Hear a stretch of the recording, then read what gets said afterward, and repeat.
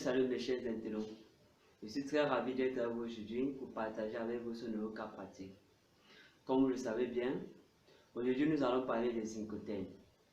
Alors dans notre cours, nous avons essayé de vous expliquer, de définir et de donner les principes de base des incoterms. Dans cet article, nous allons nous appuyer tout simplement au cas pratique, où nous allons vous montrer comment déterminer certains coûts. Et de là, il va falloir qu'on essaie de savoir quelles seront les responsabilités de chaque partie pendant le contrat de l'import-export, c'est-à-dire de l'usine de l'exportateur jusqu'à l'entrepôt de l'importateur qui est le client. Avant de passer donc à notre cas pratique, je vais vous expliquer le processus d'acheminement des produits de l'exportateur jusqu'à l'importateur comme suit. À nous revoir tout à l'heure pour le cas pratique. Merci. Nous allons passer à la formule des incoterms 2010 transport maritime. Comme vous le voyez très bien dans le tableau, ici on aura les éléments coût de production, emballage, marge brute ou commerciale, chargement en camion, prix acheminement transport, formalité douanière export, droit de douane, mise à bord, frais d'embarquement, transport principal ou maritime, assurance, manutention ou débarquement, droit de douane import, taxes, post-acheminement et manutention chez le client. Maintenant, ici, dans les incoterms, nous avons S-Work, FAS, FOB, CFR, CAF, DAT et DDP. Maintenant, pour avoir le S-Work, on se rend compte que S-Work se limite tout simplement lorsque nous avons trouvé la marge brute ou commerciale. Alors, on va faire coût de production plus emballage plus marge brute. Et la somme des trois va nous donner S-Work. Pour avoir maintenant FAS, FAS se limite tout simplement lorsque nous avons payé les formalités douanières à l'exportation, c'est-à-dire les droits de douane. Donc, on va faire coût de production plus emballage plus marge brute plus chargement en camion plus pré-acheminement plus formalité douanière export. Pour trouver maintenant FOB, FOB se limite tout simplement lorsque nous avons payé les frais d'embarquement. Coût et fret se limite lorsque nous avons payé le transport principal ou maritime. CAF se limite tout simplement lorsque nous avons payé les frais d'assurance. DAT se limite lorsque nous avons payé la manutention ou le débarquement. Et DDP tient en compte tous ces éléments que nous avons cités ici, c'est-à-dire du coût de production jusqu'à la manutention chez le client. Notez bien, la liste dépend des exercices, mais voici les plus utilisés. Les parties colorées délimitent la responsabilité du vendeur et de chaque incoterm. Les parties non colorées indiquent la responsabilité de l'acheteur. À la suite maintenant, nous allons voir le schéma illustratif du processus d'import-export pour comprendre les incoterms. Alors, nous sommes ici chez celui qui vend. Et de l'autre côté, nous sommes chez celui qui achète, c'est-à-dire l'importateur. Alors, celui qui vend, ici, on calcule S-Work parce que nous avons le coût de production, nous avons les emballages et on doit imputer la marge. Et lorsque c'est fait, nous allons faire sortir la marchandise, charger dans le camion qui va aller au port et arriver maintenant au port. On doit payer les frais de droit de douane. Donc ici, on se limite à FAS. Lorsque nous avons payé les frais de droit de douane ici, alors on décharge donc la marchandise, on dépose au port et à ce niveau donc, nous sommes à FOB. Et lorsque nous allons payer donc les frais d'embarquement, nous allons payer les frais de transport, nous allons assurer la marchandise, là on sera à CAF. Et dès que tout cela est fait, alors la marchandise va se déplacer donc, arriver au port de l'importateur, on doit donc décharger la marchandise, On doit payer les frais de droits de douane à l'importation. On doit payer les taxes. On doit maintenant charger la marchandise dans le camion qui va venir dans l'entrepôt de celui qui achète. Et dès lors que ça arrive, on décharge maintenant la marchandise et on peut mettre dans l'entrepôt de l'importateur. Alors, et le processus est terminé.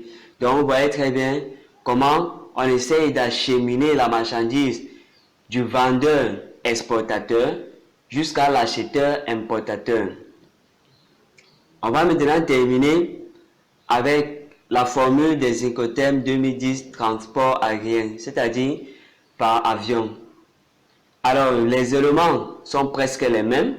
Nous avons le coût de production, emballage, marge brute, chargement camion, préacheminement, formalité douanière export, coût chargement avion, transport aérien, coût transport assurance, coût déchargement, passage aéroportuaire, droit de douane importation, taxes, post-acheminement.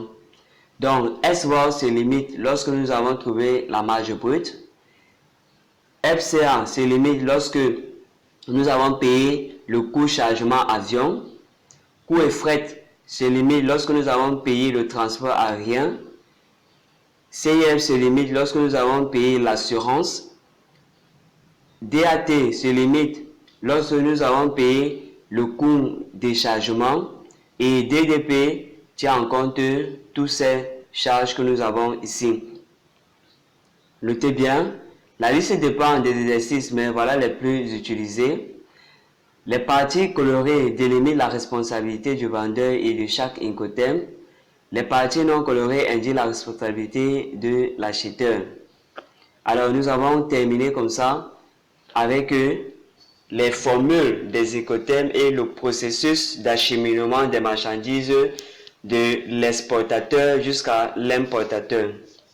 Alors, après avoir pris connaissance du processus d'acheminement des produits du vendeur exportateur jusqu'à l'acheteur importateur, je veux par la suite vous lire le cas pratique comme suit.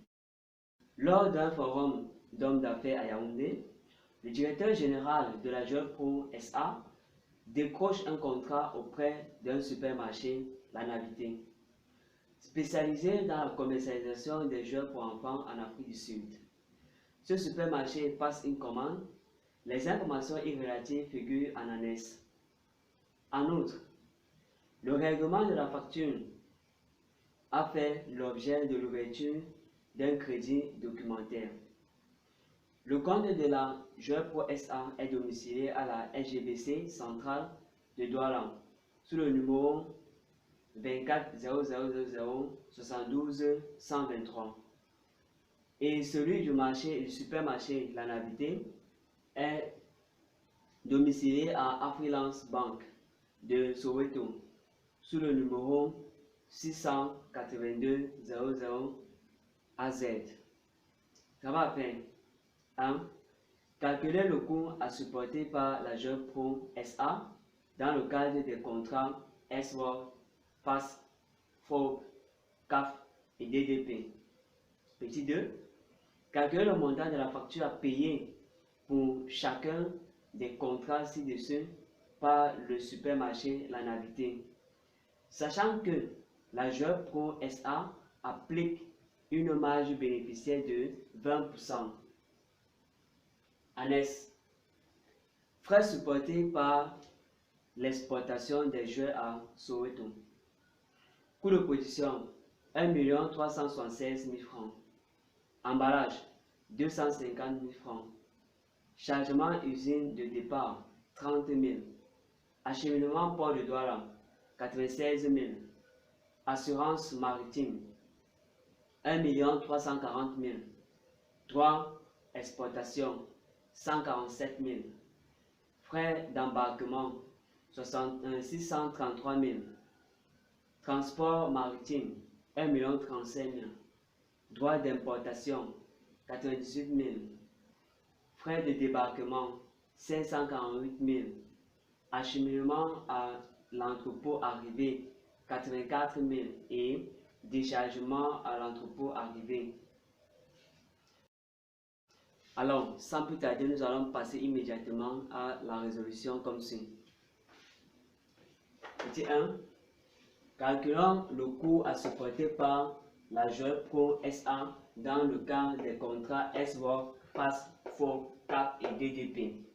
Alors, comme vous le voyez très bien, nous avons ici éléments S-Work, Fast, FOB, CAP, DDP.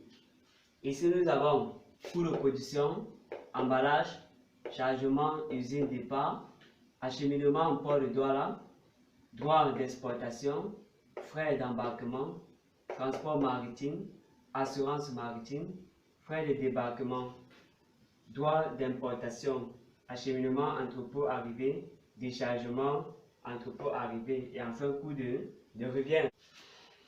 Alors, nous allons commencer comme ça par trouver le coût de S-Work. Et nous savons très bien que S-Work renvoie aux activités que nous avons menées dans l'usine du vendeur. Alors ici, qu'est-ce qu'on a fait? Nous avons produit pour 1 376 000 et nous avons emballé pour 250 000. Donc voilà où se limite la responsabilité du vendeur lorsque nous sommes dans S-Work.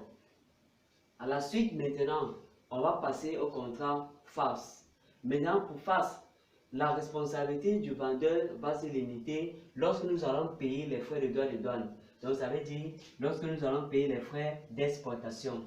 Donc, on va faire 1 376 000 plus 250 000 plus 30 000 plus 96 000 plus 147 000.